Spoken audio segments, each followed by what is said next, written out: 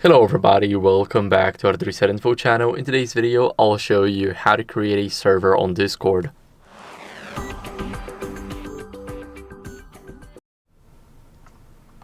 So, as you guys can see, we have an account prepared. We're going to click on a plus button right here close to the Discord icon, which is our direct messages.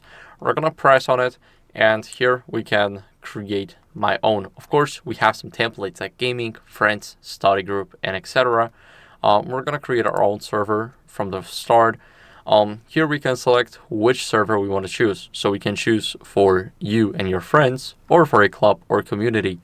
Of course, if you're not sure, you can skip it and you can set it up later, but we're gonna select for me and my friends here.